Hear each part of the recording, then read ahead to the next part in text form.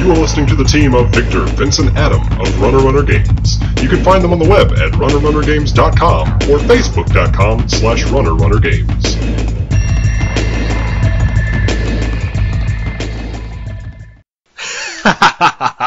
And Runner Games is back for another podcast. As always, I'm the Pyromaster of Ceremonies, Sloth, or Victor Johnson, wherever you want to call me. I do not care, and it feels good to be back in this chair talking about Magic, because it's been quite some time, I believe, that we've actually discussed in depth good Magic stuffs, because we've had quite a shift in the metagame, because we've had some recent bannings, restrictedizings, whatever you want to call it, and basically, yeah, we have a big old shake-up to the metagame in Modern, from what I understand, and it's just very diverse right now.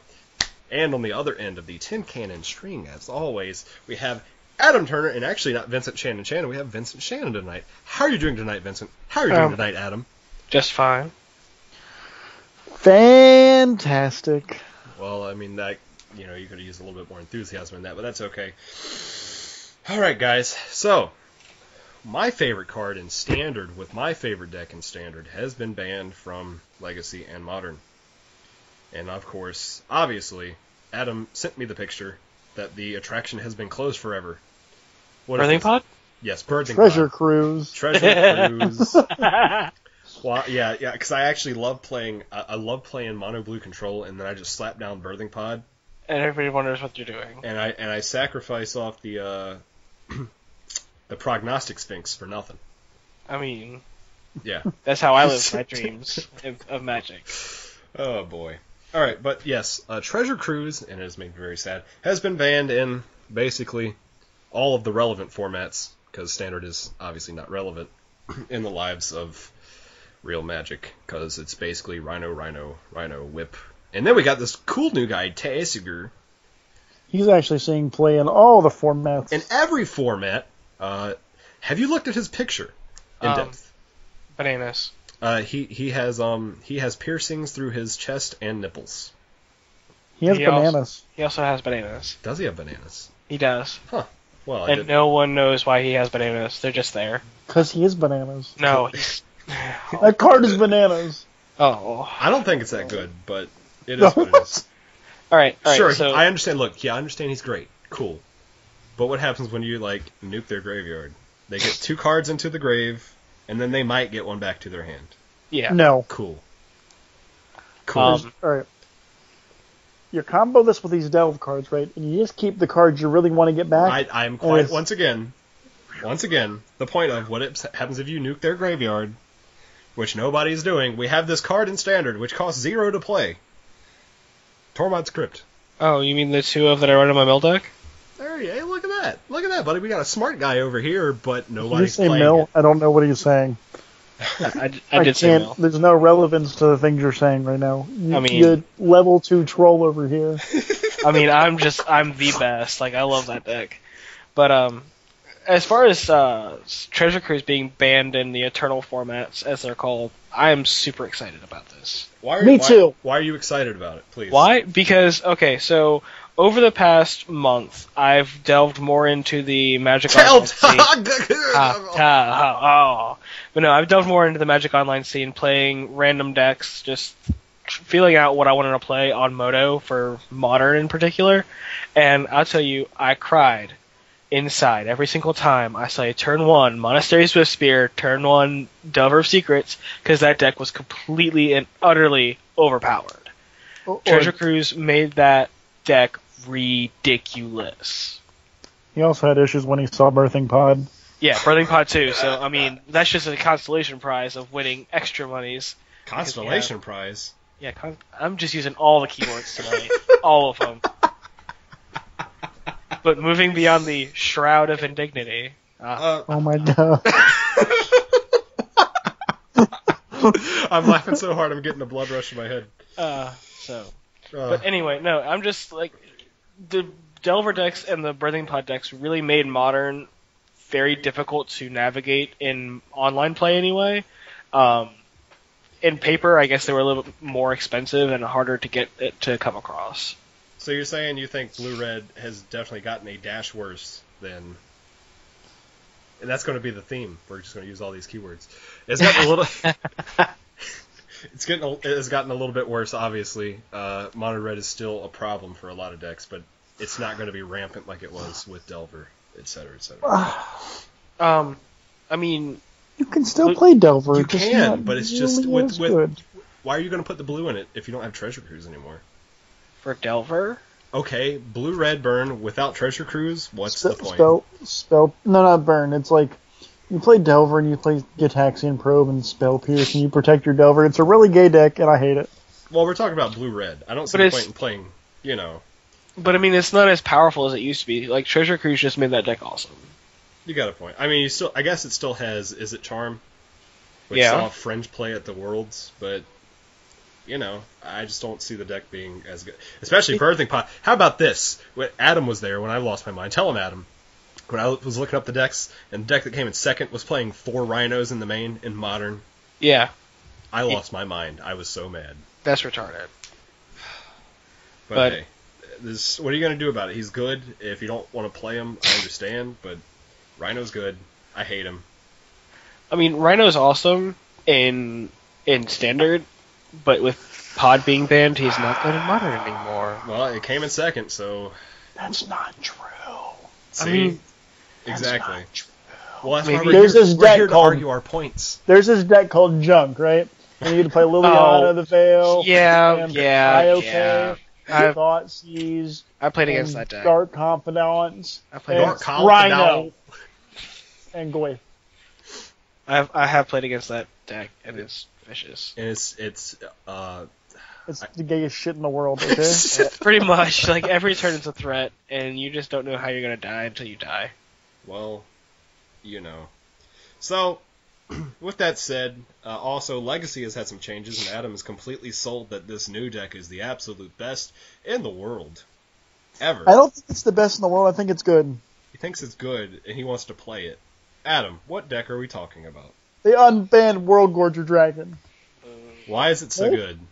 Alright, so, in case you guys don't know a whole lot about Eternal formats, there's this deck in Vintage that plays World Gorger Dragon, which is a creature from Judgment. It says, whenever World Gorger Dragon comes into play, exile all permanents you control. Whenever it leaves play, well, except for World Gorger Dragon, whenever it leaves play, earth them all. Alright, so the combo is, we get to play Entomb, right? So you go search your deck, put the Gorger in the graveyard. Then you cast an enchantment like Animate Dead or Necromancy. Necromancy's cool because you can do it at instant speed, because you can win at instant speed with this deck. Alright, so we do this, right? Anyway, enchantment comes into play, World Gorger Dragon triggers, enchantment leaves play, World Gorger Dragon leaves play. So the theory is, your lands come back into play untapped. So you float infinite mana through your loop. Alright?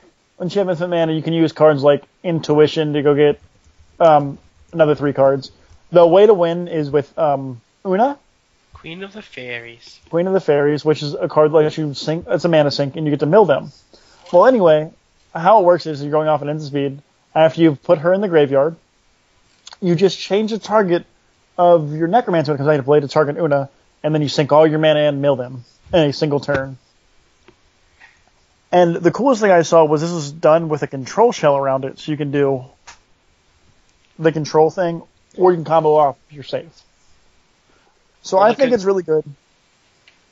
Well, I mean, the control shell of it is the better deck. The fragile combo shell is. I like Fragile Combo Shell because I like going all in, and you just ask my buddy Narset about that. The dead one? Shut up. Okay. Well, in case you're not a huge combo player, but you want to have combo-esque wins, if you want to play the control deck and have a really cool way to win, I fully support this deck. Yes. In both its incarnations, it can do its own thing, and it's good at doing both of them.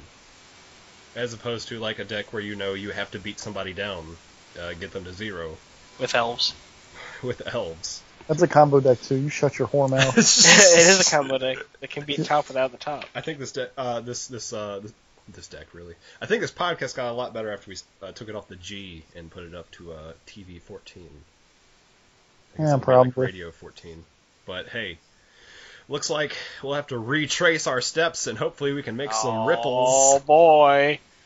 Oh boy! So are we cascading into a new topic? No, actually, I thought we could use our ability, and hopefully our phasing will be perfectly timed. It's a miracle we're using all these keywords. Let's morph one to something else. Excuse me. I'm sorry, but there's a lot of things that have just been manifesting inside of me, magic related, recently. All right. Yeah, that was bad. This podcast is undying. Yes, it's actually, I'm pretty sure it's dead. Good job. Yeah. But for some reason let's flash back to those topics. I was going to say, but for some reason it persists. Oh. What's There's wrong so much with burning here. We should bolster our defenses. All right. I don't want to clash with you guys, but we need to move on.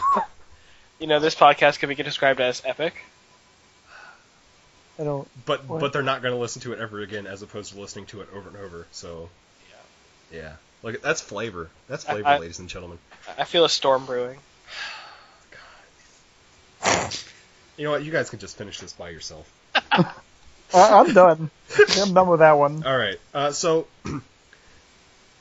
I have started making the venture. I sold all of my standard cards that are actually worth dollars on the Moto, and I'm looking forward, actually, to building a legacy deck or investing in a deck that is one of the eternal formats, such as Modern or Legacy, obviously. And, well, I guess Vintage too, but I would never want to play Vintage because I like having money. And there's no fun winning on turn 0. I love winning on turn 0. Just ask Narset. Anyways, so turn 0 Narset. You can turn 1, but you do a lot of stuff on turn 0. But you cast 1 spell. Anyways, actually you cast more than 1. But anyways, you exile a card, then cast a spell. It's not casting a spell though. You have to cast a spell. You have to exile the card. Shut up. We're done. Everybody at home is so confused. No. Anyways, so now that they listen to what your Narset deck does. Tell everyone, Adam, why it's such a better idea to invest in an eternal format as opposed to continuing to play Standard year after year and spending $300 on a Standard deck over and over again. Why me? Because you're the one that wants to play Legacy on Moto. You're the one that actually wants to play, quote unquote, as you put it, big boy Magic. I did say that. All right. So, with the Eternal formats, basically, if you're looking to play Magic and you're gonna play for value, Standard's not really the wheelhouse for value. You invest in the Legacy deck. Obviously you need to do some research, figure out which one you like the best. You buy your Legacy deck. Legacy decks don't change that often, and the metagame doesn't change that often.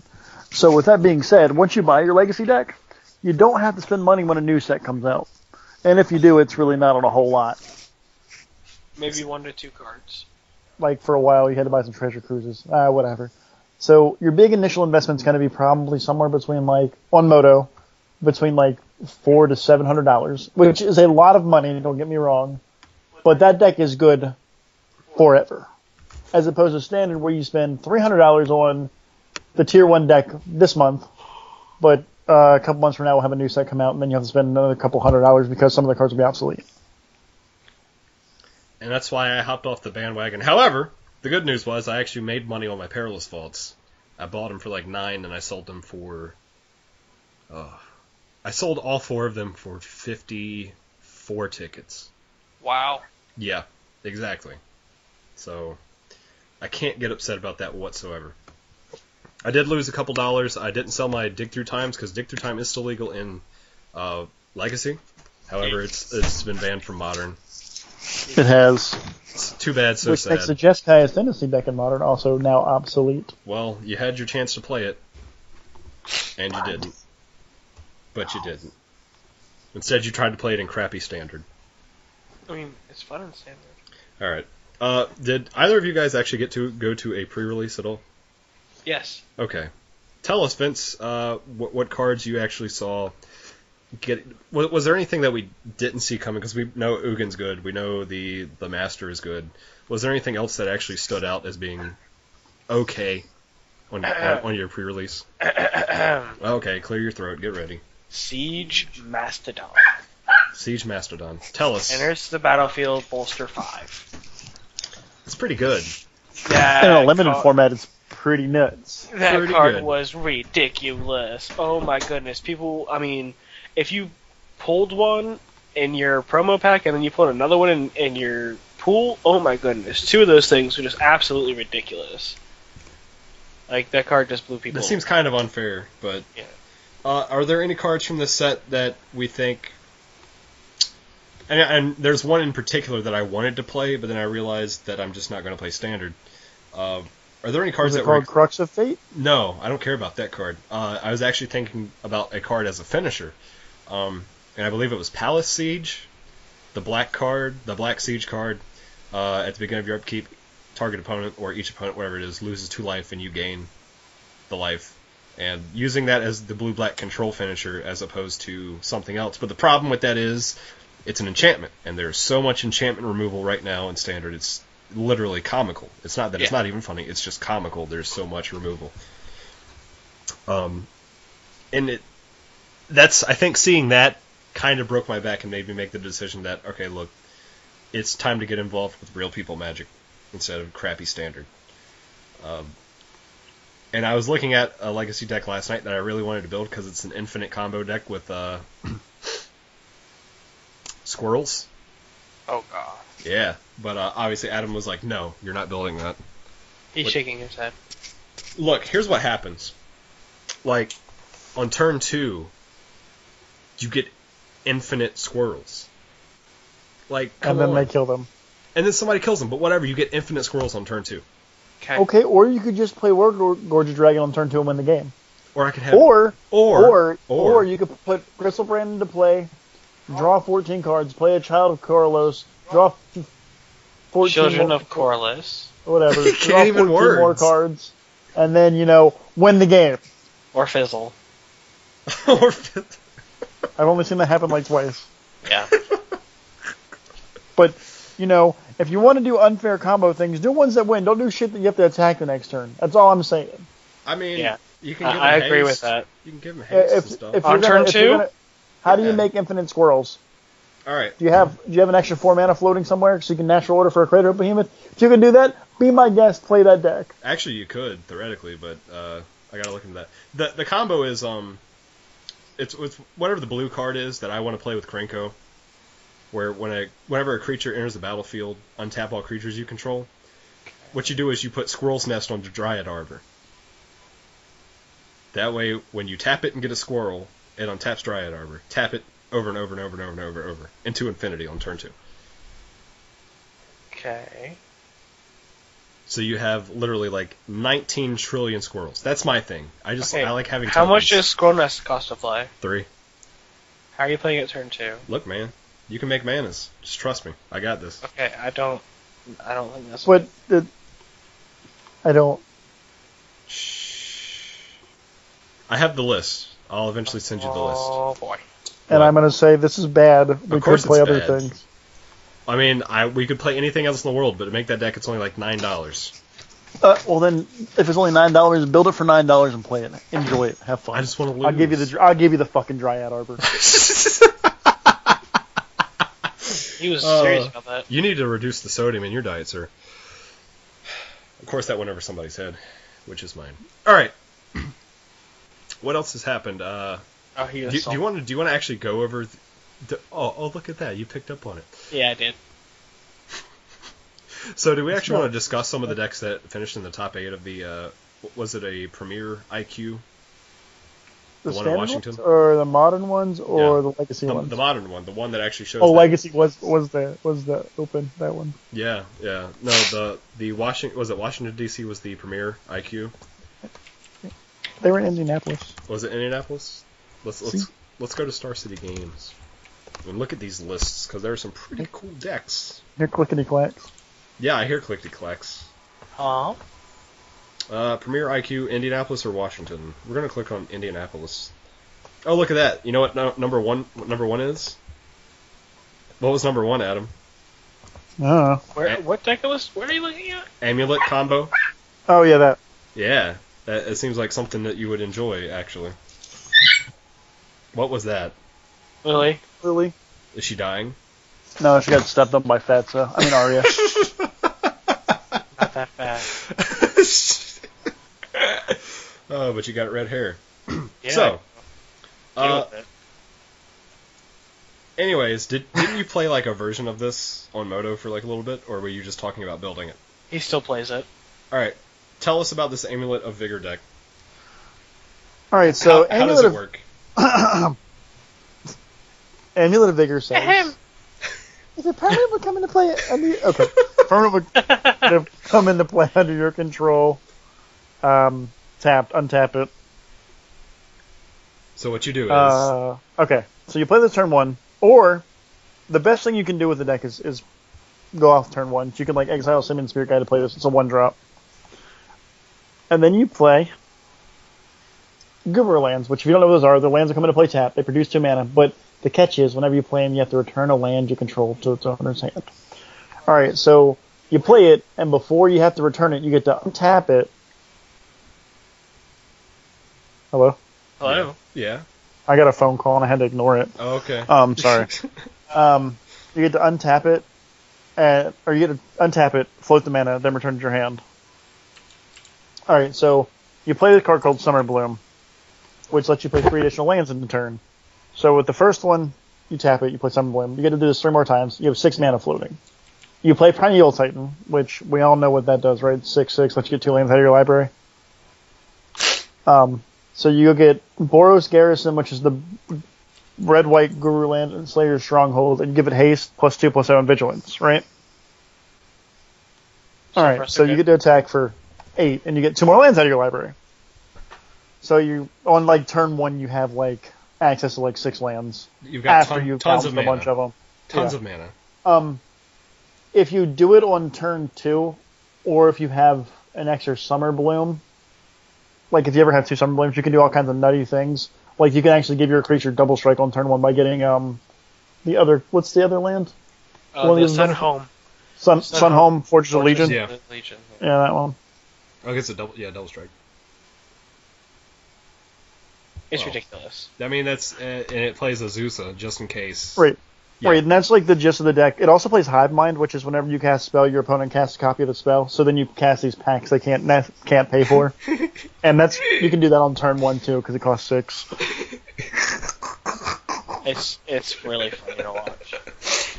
That's so degenerate though. There was a time where I actually cast a pact and they countered it, but I get to cast a copy of their spell too because whenever a player casts a spell, so I used a copy of their counter to counter their counter. And you're like, okay. Dude, that's so degenerate. It's really funny to watch that happen. So I'm like, okay, and they quit. The rage is real. Alright, what else do we have going on? We had green-white hate bears, oh boy. Jeskai control. Mono red burn. Affinity, Nyazu. Another affinity, and then a red-white burn. So I guess it wasn't too deep in that one. The one in Washington was the one that was, yeah. There were a couple lists that did not make the top 8 that you're not seeing on that. Actually, I can go to the next page, hold on. There were 2 dredge lists, since they had Bear and Golgari Grave Troll, and so Vengevine's making a huge comeback. This deck called Dredgevine. Yeah. You know. Elves in Modern? Yeah. Yep. Huh.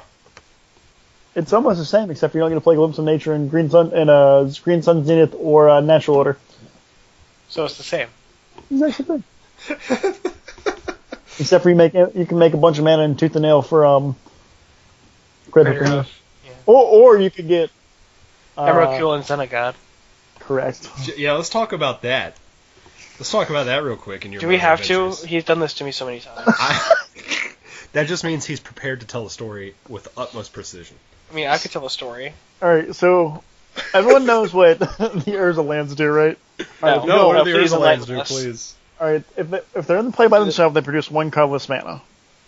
But if all 3 of them are in play, they produce 7 mana. Right. And then you Tooth then and you Nail need 2 costs- more green, and then you entwine Tooth and Nail, and you play Xenagos and Emrakul, and everybody cries. Alright, Xenagos so, or Xenagod?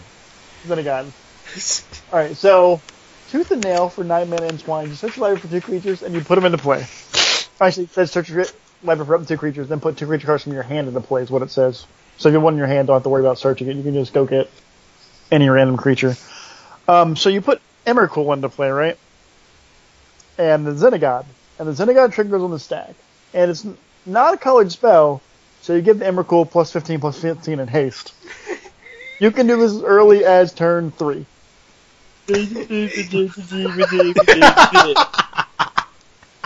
It's not very consistent, but you can. Who cares about consistency if you just blow people out? Yeah, I mean, it's fun. It's not tier 1 by any means, but it's a lot of fun to play. I can say officially that I've made my living in Magic not playing tier 1 decks. Yeah? Yeah. I don't think many of us play tier 1 decks. I mean, me and Adam have he has Miracles, I have Elves. Yeah, You have a tier 1 Miracles. legacy. Miracles not being tier 1. Okay. Or, Miracles having that poor matchup against Elves. I still want to talk about that. Let's go ahead. I know you guys have played. Okay, yeah, we've actually done extensive play testing in Legacy, Paper Magic, Elves versus Miracles. And let me tell you this, to all of the Elf players out there, I feel your pain.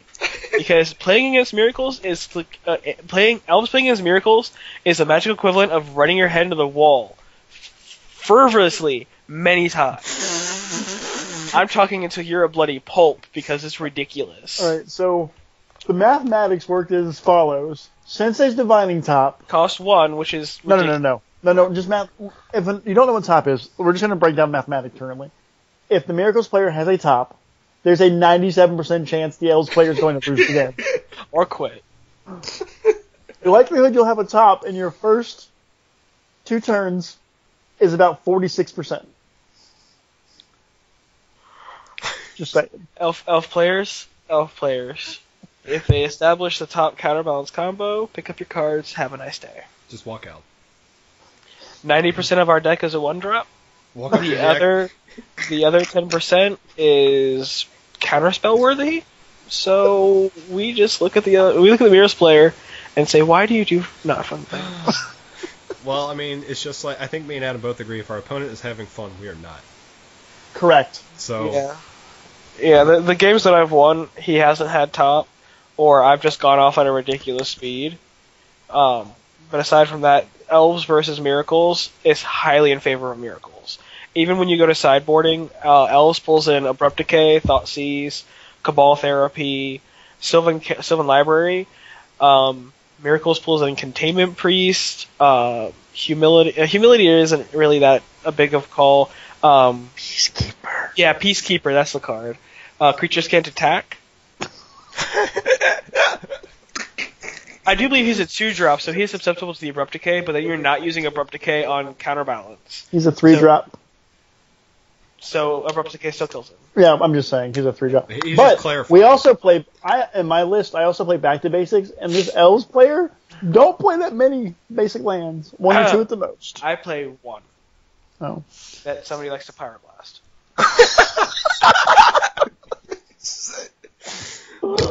I can't wait to have good Legacy stories with these, the anger and salt that I hear.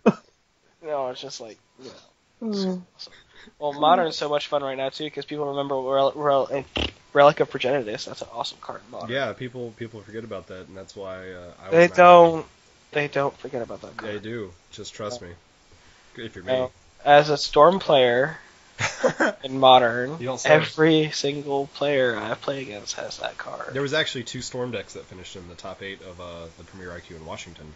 And so people should have Relic of Progenitus in their sideboards. It's a pretty fair card. No, it's not. It's a pretty You fair know card that- from what I understand. Go ahead. You're going to say something. Oh, it wasn't. Are you just laughing? Are you continuing to laugh? Uh-huh. He's your brother. How do you laugh at him? Oh, very easily. You're supposed to laugh at your brother, but can't laugh at him. Who can I laugh at? Myself? I do that too. Don't worry. I actually catch him in the mirror sometimes laughing at himself. It's kind of... Though, Just I like will that time say I that tried to trumpet blast? oh my god, that was the best. So in Standard... Hold on. In Standard, there's this card that didn't see play last Standard before we had Fate Reforged, but it sees play now. It's called Teamer Ascendancy. Yeah, what about it? I love that card. I love that deck. I think it's so cool. Yeah, tell us about it. Okay, so the Magic number 7. Okay, so the deck is Teamer Ascendancy. It's basically a mono green deck that plays this Teamer Ascendancy in it. What does Teamer Ascendancy say, you ask? Oh, it's very easy. It says creatures you control have haste. If a creature enters the battlefield under your control of power 4 or greater, draw a card. Pretty, blase blah card. But we pair that with a card called Teamer Sabertooth, which is a 4-drop, double green, 2/4/3 creature that says pay 2, return target creature you control to its owner's hand. Teamer Sabertooth gains indestructible until the end of turn. Do you see where we're going yet? Because you make infinite mana with this combo. I heard that there's an infinite mana combo, and Adam was so happy when he saw it. Yeah. So we put the deck together. Yeah. Yeah. Well, you use Karametra's Acolyte or Voyaging Satyr as your mana pieces. Karametra's Acolyte is a 4-drop 1/4 that says tap, add green mana to your mana pool equal to your devotion to green, or Voyaging Satyr, which untaps your Nykthos. So either way you do it, you go infinite with your mana because you keep returning the creature with Teamer Sabertooth, replaying it. It has haste, activate its ability, untap, or return it, play it, tap it, return it, play it, tap it. Do this until you are blue in the face. No one really cares how many mana you want. You want 3 million mana? You have 3 million mana. You then Genesis Hydra for your whole deck. Pick it up, turn it over Anelia, and say, I attack you. You sink all your mana into your creature to make it ginormous. Or if you really think they have a spell to stop you, don't sink all your mana in there and kill them another way. Like, there's so many different ways to do it. Make a blue Chronos, it's invincible. I asked Vincent about the time where he's like, you can't win, you don't have my Lee. I was like, alright, make my Pelucranos gigantic, kill you. Yeah, that was awesome. And I was like, you have 2 cards left in your library, you don't have an Ilia, I milled it, what are you going to do? Well, I'm going to herp to derp and play this Pelucranos, kill all your guys, and do I win? Sounds like you're the updated list, it plays Court of Calling, so you can actually, at the end of the turn, you can go fetch the Acolyte or the Voyaging Satyr, so you can actually just combo off on the following turn. And it also plays Serric Dragonclaw on the sideboard. Ooh. I like playing against him when I'm playing my mono blue control deck. I'm sure you do. Yeah, I do. Vince. You can't counter anything. Yeah, hey, remember that time that nobody was playing Surek? Well, they're still not. It's something that I put in the deck because I think it's good. No, I remember that time nobody was playing Surek, and I went to F&M, and the very first matchup I had was against Teamer. And he had Surek. And you were like, no, we're not putting blue-black control together. Don't just play mono blue. It's better. Mono blue is better than blue-black. Well, yeah, you were wrong. It's okay. On Tuesdays it is. Tuesdays is better. Okay, sure, buddy. Yeah. Sure. Tuesday Night Magic, TNM. It's Thursday. Yeah. Oh, I got to kill somebody today with Mill. It was fun. I don't want to stop. Go. Nope. Just. I baited him into using his Cranial Archive because I had Ashiok at 11 counters, and I told him I was going to exile his graveyard and then just kill him. And he was like, "No, I'm going to activate this Cranial Archive, put my library back in my deck, and just exile my hand when you do your Ashiok thing." I said, "Okay, that's cool." I had Altar of the Brood on board, and then I played a Master of Waves for 15. And then he's like, okay, so I have a couple cards left in my library. I just created all cards. So, well, here's another Master of Waves for 16. And he couldn't recover. There were no cards left. Back in my day when I was playing Magic, there were these cards called Supreme Verdict and Nash Zealot, and the format was not full of bullcrap. With infinite mana and combos. Back in my day, everyone was playing these cards called Underworld Connections and Gary, and I lost.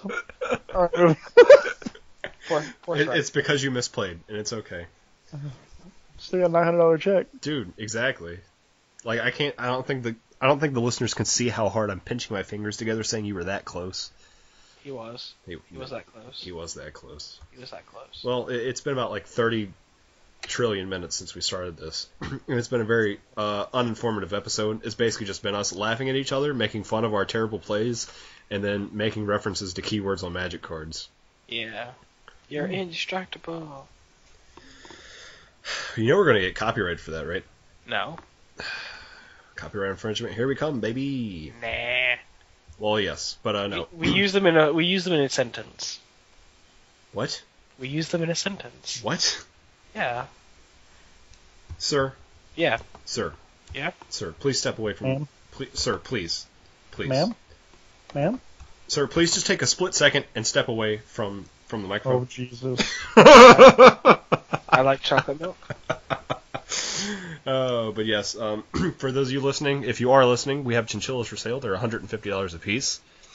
They're babies. Like, you're selling them in pieces? Yes.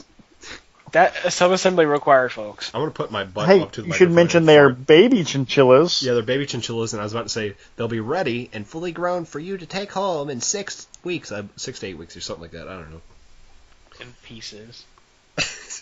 If you're looking to donate tickets to us, you can find us Tickets? on at King_Sloth or Nummy Pooh Bear. Or Crackus89. Nobody cares about you. I know. We're taking donations. Tell us what deck you'd like to see us play. We'll build it with your tickets. or our... Yeah. This is shameless. Yep. Seamus. Remember, if we can get to 100 likes, 100 follows, 100 Facebook likes, 100 subscribers on YouTube, still going to give away a card to one of them. That foil promo battle spell, right? Oh, Yeah. my colon. God, Alrighty then. the show is terrible. My oscopy. On that note, I think it's time to go to bed. I think it's time to end it because this was just awful. But I had fun. Anything else we want to add before we go home and hang ourselves after this? Visit our website. No, don't visit the website. Do it. We have a website? Yes, we have a website that needs to be renewed in like 2 years or something. Oh. Actually, I think it needs to be renewed like in a couple months. Well, we'll be trying to stream again next week. I know we've been slacking on our content, so we're trying to pick back up on that. I've been training for a thing, and I don't like to spend money, so it's hard for me to play Motos. Yeah, well, Yeah, I mean, we're going to build that Legacy deck in a couple months. couple months. Yeah, well, I'm going to buy the Forza Wheels, but I mean, I'm still waiting for summertime to actually build the deck. So, Alrighty then. All right. Visit the YouTube, not the website. And we will get this episode up on the YouTube. We will post it to the Facebook, yada, yada, yada. The Facebook. Thank you, Vincent. Thank you, Adam. Blah, blah, blah. Saturday. Oh, yeah. Yeah, tell us At about this. Atomic Comics Newport News, 6 p.m. Legacy tournaments.